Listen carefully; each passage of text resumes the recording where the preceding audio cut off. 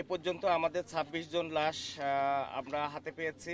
আমাদের ২৫ জন লাশের শনাক্তকরণ হয়েছে এবং ২৫ জনকে আমরা তাদের পরিজনদের কাছে হস্তান্তর করতে পেরেছি। আপনারা তো আমাদের সাথেই আছেন, দেখতেছি আমাদের পাশেই বিভিন্ন সংবাদ পরিবেশন করছেন।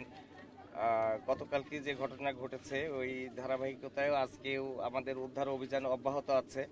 আপনারা অবগত আছেন যে এই গোটা ১০-১৫ মিনিট যাবৎ বন্ধ আছে। আমাদের যারা কাজকর্ম করছেন ডুবুরি ভাইয়েরা, আমাদের নৌবাহিনী, কোস্টগার্ড, পুলিশ সবাই একটু আধা ঘন্টার জন্য ব্রেক নিয়েছেন তাদের লাঞ্চের জন্য।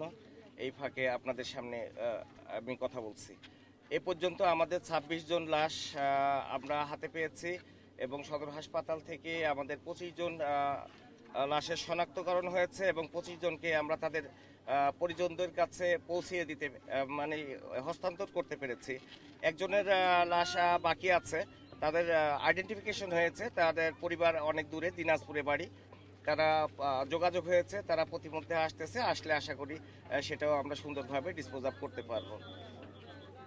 যাত্রীদের পরিচয় বলতে ওইখানে থেকে আমরা যতটুকু জেনেছি, যেখান থেকে গাড়িগুলো ছেড়েছে ৪০ থেকে ৪২ জন মতো যাত্রী ছিল।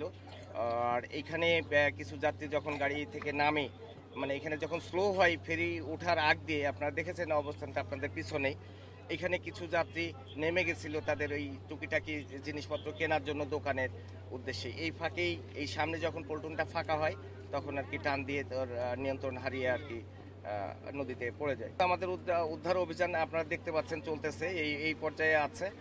সবকিছু স্বাভাবিক হলে ইনশাল্লাহ আমরা আমাদের ইয়েতে গিয়ে, আমাদের নৌ পুলিশ আছে, আমি গোয়ালন্দ ঘাট থানার ওসি, নৌ পুলিশ সবাই মিলে আমরা সিদ্ধান্ত নিয়ে যদি কেউ এই বিষয়ে আইনগত ব্যবস্থা নিতে চাই অবশ্যই আমরা আইনগত ব্যবস্থা